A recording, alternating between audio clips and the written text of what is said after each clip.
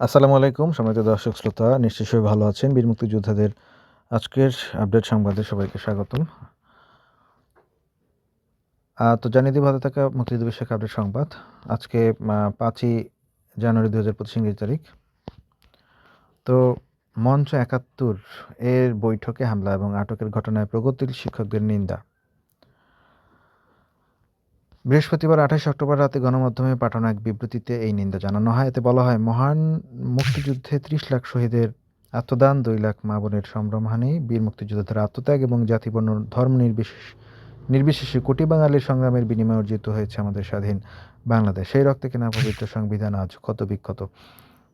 এতে আরও বলা হয়, আমরা গভীর উদ্বেগ, লজ্জা, আতঙ্ক, তীব্র ক্ষোভের সঙ্গে লক্ষ্য করছি যে জাতির সন্তান, শ্রেষ্ঠ সন্তান আমাদের গর্ব, বীর মুক্তিযোদ্ধা জাতির বিবেক, শিক্ষক, সাংবাদিক এবং অসাম্প্রদায়িক চেতনার উপর ধারাবাহিকভাবে মব সৃষ্টির মাধ্যমে ন্যাক্কারজনক এবং পাশবিক হামলা চালানো হচ্ছে।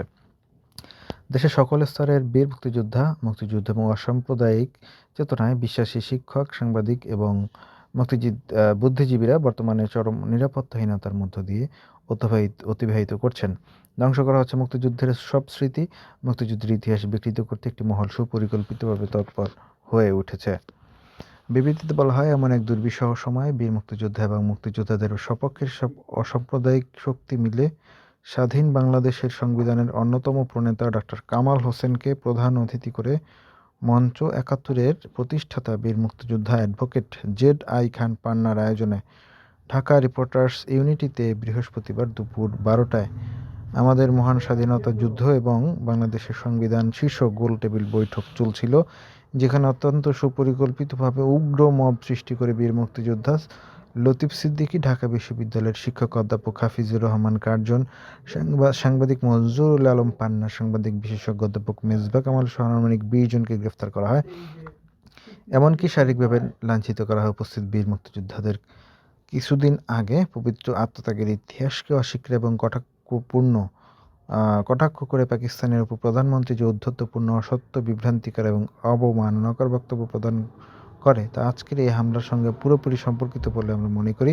এই হামলা কেবল ব্যক্তিবিশেষের উপরে আঘাত নয়, বরং তা আমাদের জাতির আত্মপরিচয়, ইতিহাস এবং মুক্তিযুদ্ধের চেতনার উপর সরাসরি আঘাত। শিক্ষকরা বিবৃতিতে বলেন, আমরা এই ঘটনার তীব্র নিন্দা এবং প্রতিবাদ জানাই। স্বাধীন এবং সার্বভৌম বাংলাদেশে বীর মুক্তিযোদ্ধাদের সম্মান রক্ষা করা আমাদের পবিত্র কর্তব্য। মহান মুক্তিযুদ্ধকে অবমাননাকর যে কোনো প্রয়াস রুখে দিতে আমরা ঐক্যবদ্ধ। গ্রেপ্তার সবাইকে অতি দ্রুত শর্তহীন মুক্তি প্রদান করুন। বিবৃতিতে অধ্যাপক ওয়াহিদুজ্জামান আনোয়ার হোসেন, নিমচন্দ্র ভৌমিক, মোহাম্মদ আক্তারুল ইসলাম, জিনাত হুদা এবং মোহাম্মদ আনারুল ইসলাম সহ ২৫০ শতাধিক শিক্ষক স্বাক্ষর করেন।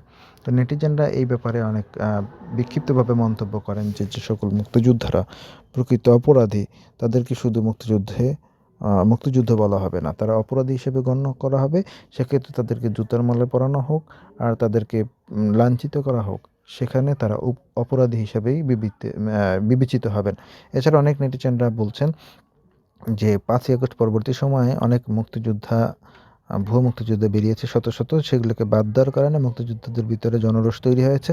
কিন্তু এই ক্ষোভটি আসলে হতেই পারে, কিন্তু এটি হচ্ছে রাজনৈতিক বিবেচনায় নয়, বরং মুক্তিযুদ্ধের তার প্রমাণক মুক্তিযুদ্ধ করেছেন কিনা এই বিষয়গুলো বিবেচনায় নিয়ে তাদেরকে বাদ দেওয়া হয়েছে। তো দর্শক, ভালো থাকবেন। আল্লাহ হাফেজ। আসসালামু আলাইকুম।